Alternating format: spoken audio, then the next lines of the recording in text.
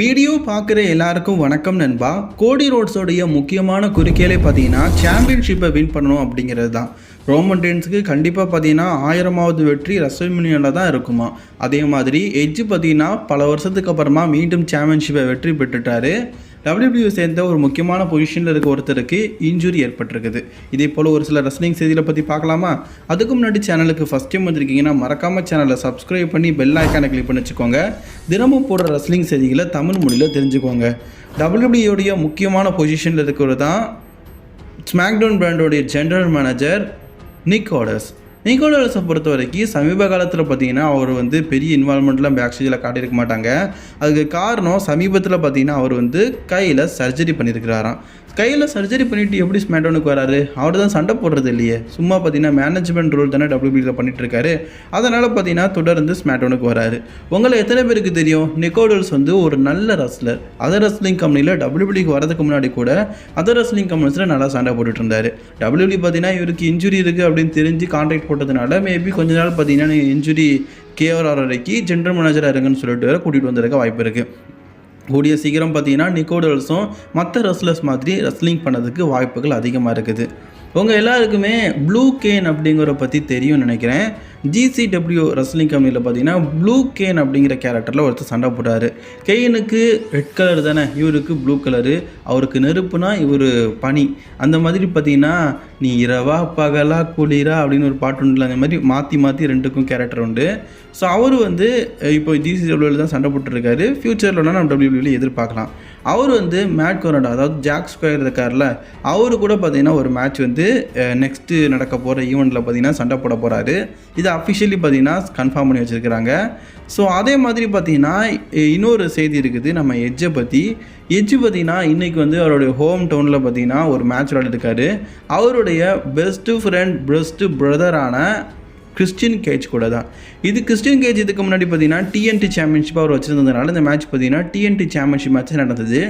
Already world's end அப்படிங்கிற இதில் பார்த்தீங்கன்னா TNT சாம்பியன்ஷிப்பை வெற்றி பெற்று, அதாவது கிட்டத்தட்ட 11 வருஷத்துக்கு அப்புறமா எட்ஜோட கையில் பார்த்தீங்கன்னா ஒரு சாம்பியன்ஷிப் கிடச்சிருந்தது. அதுவும் வேர்ல்டு டைட்டில் கிடையாது, மிட்கார்ட் டைட்டில் தான், புரிஞ்சுக்கோங்க. அது மிட்கார்ட் டைட்டிலையும் பார்த்தீங்கன்னா எட்ஜு கிட்ட ஒரு 10 நிமிஷத்துலேயே பார்த்தீங்கன்னா தோற்று போயிட்டார். ஏன்னா மீண்டும் பார்த்தீங்கன்னா கிறிஸ்டியன் கேஜ் கான்ட்ராக்டை கேஷிங் பண்ணி மனித பேங்கை கேஷிங் பண்ணுற மாதிரி அவருடைய ஃப்ரெண்டான அவர்கிட்ட இருந்து கான்ட்ராக்டை வாங்கி அவர் கூட இருக்கிறார்ல, அவர் பேர் மறந்து போச்சு, நல்ல முகமுடியெலாம் போட்டுட்ருப்பார், ஜுராசிக் எக்ஸ்பர்ரா. அவங்க டீம் ஜுராசிக் எக்ஸ்பர்ஸ். அவர் பேர் நல்ல நேம் வரும், மறந்து போயிடுச்சு. ஸோ அவர் பார்த்தீங்கன்னா கான்ட்ராக்டை வின் பண்ணிருந்தார். அவரை இது வாங்கி ஒரு கேஷிங் பண்ணிட்டார். ஆக்சுவலி AEW பார்த்தவங்களுக்கு தான் அது புரியும், குழப்படியாக இருக்கும் உங்களுக்கு.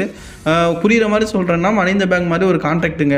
அதை நம்ம கிறிஸ்டியன் கேஜ் கேஷிங் பண்ணி மீண்டும் சாம்பியன்ஷிப்பை வின் பண்ணிட்டார். ஒரு சில வினாடிகளே பார்த்தீங்கன்னா எட்ஜு தோற்று போயிட்டார். ஆனால் இன்றைக்கி பார்த்தீங்கன்னா அவருடைய ஹோம் டவுனில் TNT சாம்பியன்ஷிப்பாக கிறிஸ்டியன் கேஜ் கேன்சர் மோதினால இதில் ரொம்பவே க்ளீனாக பார்த்தீங்கன்னா வின் பண்ணிட்டார். ஆஃப்டர் 11 வருஷத்துக்கு அப்புறமா பார்த்தீங்கன்னா எட்ஜு கையில் ஒரு சிங்கிள்ஸ் சாம்பியன்ஷிப் கிடச்சிருக்குது. இதுக்கு முன்னாடியே கிடச்சிது அப்படின்னு கேட்டிங்கன்னா அதை தான் டக்குன்னு தோற்று போயிட்டார். ஒரு லாங்கர் ஸ்க்ரீனிங்காக இருக்க போதுன்னா இந்த சாம்பியன்ஷிப் தான். ஆனால் எட்ஜை AEW கூட்டிகிட்டு போனதுக்கப்புறமா WWE மாதிரி பெரிய பொசிஷனில் தான் காட்டுவாங்க. WWE பொறுத்த வரைக்கும் ட்ரீம் மேட்சஸ் மட்டும் தான் விளையாட வச்சாங்க. பெரிய மேட்சஸ்லாம் தோற்க வைக்கல, பெரிய சூப்பர் ஸ்டார் மாதிரி தான் காட்டினாங்க. ஆனால் எட்ஜு AEW அப்படி காட்டலை, யங் சூப்பர் ஸ்டார்ஸ் கூட மேட்ச் விளையாட வைக்கிறாங்க. ஆனால் தோற்று தான் போகிற வைக்கிறாங்க. எட்ஜி நீ பேசாமல் WWEயில் இருந்திருக்கலாம்ல.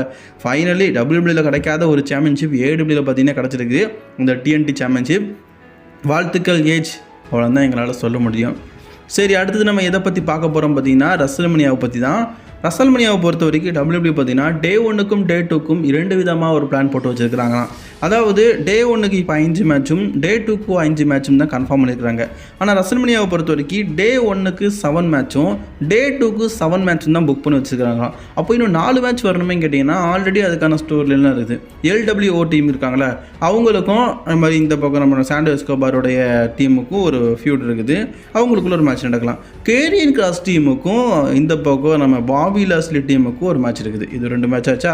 அது மாதிரி உமன் டிவிஷனில் மொத்தமே பார்த்தீங்கன்னா கன்ஃபார்ம் இருக்குது 2 மேட்ச் தான். அதனால் மேபி உமன் டிவிஷனில் அடுத்து நெக்ஸ்ட் ஒரு 2 மேட்ச் கன்ஃபார்ம் பண்ண வாய்ப்பு இருக்குது. இந்த உமன்ஸுக்கான போன வருஷம் ஒரு டாக் டீம் மேட்ச்னு சொல்லிட்டு ஒரு பேட்டில் ராயல் மாதிரி நடத்துகிறாங்கல்ல, எல்லா டாக் டீமும் சேர்ந்து ஒரு மேட்ச் விளாட்றாங்கல்ல, அந்த மாதிரி எல்லா டீமும் சேர்ந்து ஒரு மேட்ச் விளாட வாய்ப்பு இருக்குது. அது மாதிரி மென்ஸுக்கான டாக் டீம் மேட்ச் போன வருஷம் நடந்துச்சுல்ல, அந்த மாதிரி கூட நடக்கிறதுக்கு வாய்ப்பு இருக்குதுன்னு நினைக்கிறேன். மேபி அது நடக்க வாய்ப்பு இல்லை. ஏன்னா இந்த வருஷம் டாக் டீம் சாம்பியன்ஷிப் மேட்ச்சே நிறைய டீம் கலந்துருக்கிறதுனால அது வாய்ப்பு இல்லை. உமன் டிவிஷனில் தான் பண்ணுவாங்க.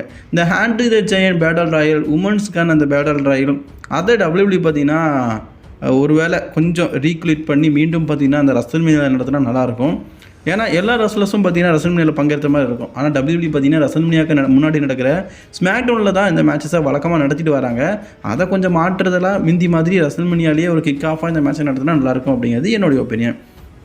இதை தவிர்த்து ஜார் கேரகலுக்கு மேட்ச் இல்லை, நம்ம பயாங்கா பில்லருக்கு மேட்ச் இல்லை, நிறைய பேருக்கு மேட்ச் இல்லாமல் இருக்குது. அவங்களுக்குலாம் ஒரு மேட்ச் கொடுக்குற மாதிரி எதாவது பண்ணுவாங்கன்னு நினைக்கிறேன்.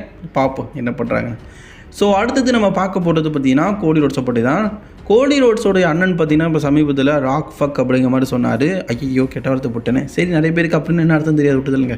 நம்ம ராக் விட்டுதலுங்க. இப்போ நம்ம ஜஸ்டி ரோட்ஸையும் விட்டுதலுங்க. கோடி ரோட்ஸ் மேட்டருக்கு வரலாம். கோடி ரோட்ஸ் இருக்கார்ல, அவருடைய முழு குறிக்கோள் பார்த்தீங்கன்னா சாம்பியன்ஷிப்பை வெல்றது தான் அப்படிங்கிற மாதிரி தன்னுடைய பிரதர் வந்து சொல்லியிருக்காரு. அதாவது ராக்கு கூட ஸ்டோரின்னு போகிறதோ ரோமன் ரெயின்ஸ் கூட ஸ்டோரியில் போடுறதோ இந்த ரசல்மேனியாவோட மெயின் குறிக்கோள் வந்து கோடி ரோட்ஸுக்கு கிடையாது. ரசல்மேனியாவில் சாம்பியன்ஷிப்பை வின் பண்ணுறது. அதனால் கோடி ரோட்ஸோடைய ஃபுல் ஃபோக்கஸ் வந்து ராக் பக்கம் கிடையாது. முழுக்க முழுக்க சாம்பியன்ஷிப் மேலே தான். ரோமன் ரெயின்ஸை பீட் பண்ணி சாம்பியன்ஷிப்பை வின்றது தான்.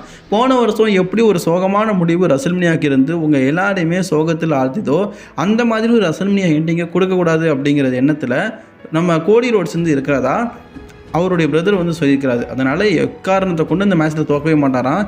கண்டிப்பாக கோடி ரோட்ஸ் வந்து ஜெயிப்பாராம். அது மட்டும் இல்லாமல் போன வருஷம் சோலோ சிக்காவா ரோமன் ரெயின்ஸோட சதிகள் எல்லாத்தையுமே நம்ம கோடி ரோட்ஸ் வந்து நினச்சி பார்த்துருக்கிறாரு மற்றும் அதை அனுபவிச்சிருக்கிறாரு. அதனால் இந்த வருஷமும் அதெல்லாம் நடக்கும் அப்படிங்கிறது அவருக்கு தெரியும். அதனால் கொஞ்சம் உஷாராகவும் இருப்பார் அப்படிங்கிற மாதிரியும் சொல்லியிருக்கிறாரு. ஸோ ஃபைனல் நியூஸுக்கு நம்ம வந்துவிட்டோம். ஃபைனல் நியூஸ் என்ன அப்படின்னு கேட்டிங்கன்னா நம்ம ரோமன் ரெயின்ஸை பற்றி தான். ரோமன் ரெயின்ஸுக்கு இந்த ரசல்மேனியா மேட்ச் அப்படிங்கிறது முக்கியமான மேட்ச்சு. சமீபத்தில் கூட ரோமன் ரெயின்ஸுக்கு பார்த்தீங்கன்னா நிறைய மேட்சஸை வந்து WWE வந்து கன்ஃபார்ம் பண்ணாமல் வச்சுருந்தாங்க. அதாவது லைவ் இவெண்ட்டில் மேட்ச் இருக்குது, அதை நடத்தாமல் இருந்தாங்க. அதுக்கு காரணம் என்னன்னு கேட்டிங்கன்னா ரோமன் ரெயின்ஸோடைய 1000வது மேட்ச், அடுத்த மேட்ச், அந்த 1000வது மேட்ச் வந்து ரசல்மேனியாவில் தான் இருக்கணும், இடையில லைவ் ஷோஸ்லாம் நடக்கக்கூடாது அப்படிங்கிறதுனால ரோமன் ரெயின்ஸுக்கு பார்த்தீங்கன்னா மேட்சை கொடுக்காம வச்சுட்டாங்க. இப்போ ரசல்மேனியாவில் வந்து ரோமன் ரெயின்ஸ் வந்து மேட்ச் போட போகிறார்ல, டே 1 டே 2 இந்த 2 மேட்ச்சில் ஏதாவது ஒரு மேட்ச் பார்த்திங்கன்னா ரோமன் ரெயின்ஸ் வந்து கலந்துக்குவார். ஆக்சுவலி இது ரோமன் ரெயின்ஸோட 1000வது மேட்ச் இல்லை, 1000வது வெற்றிக்கான மேட்ச். 1000வது வெற்றிக்கான மேட்ச்சு. இந்த 1000வது வெற்றியை பார்த்தீங்கன்னா டே 1 அல்லது டே 2 டே 2ல் கஷ்டம் தான். எனக்கு தெரிஞ்சு டே 1 ரசல்மேனியாவில் பார்த்தீங்கன்னா ரோமன் ரெயின்ஸ் வந்து வெற்றி பெற வாய்ப்பு இருக்குது. இதன் மூலிமா ரோமன் ரெயின்ஸோட 1000வது வெற்றியாக பார்த்தீங்கன்னா மேட்ச் அமையதுக்கு வாய்ப்பு இருக்குது அப்படிங்கிற மாதிரியான ஒரு சில செய்திகளும் பார்த்தீங்கன்னா இன்றைக்கி நமக்கு கிடச்சிருக்குது. ரோமன் ரெயின்ஸ் உங்களுடைய ரசிகர்கள் எல்லாருமே ரசல்மேனியாவை ஆவலோடும் எதிர்பார்க்குறாங்க. டே 1 வெற்றி பெற போகிறீங்களா, டே 2 வெற்றி பெறுறீங்களா, இல்லை ரெண்டுமே வெற்றி பெற போகிறீங்களா, ரெண்டுமே தோக்க போகிறீங்களான்னு தெரியல. ஆனால் முழுக்க இந்த வருஷம் ரசல்மேனியா அப்படிங்கிறது கூஸ்மாரமாக இருக்க காரணம் உங்களுடைய டைட்டில் ஒன்று தான். மற்றபடி இந்த வருஷம் ரசல்மேனியாவை சொல்லிக்கிறதுக்கு ஒன்றுமே இல்லை. உங்களுடைய டைட்டிலுக்காக தான். நீங்கள் டைட்டில் ரீட்டைன் பண்ணுவீங்களா தோப்பீங்களா அப்படிங்கிறதுக்காக தான் ரசிகர்கள் பல பேர் பார்த்தீங்கன்னா ரசல்மேனியாவை வாட்ச் பண்ணுறாங்க.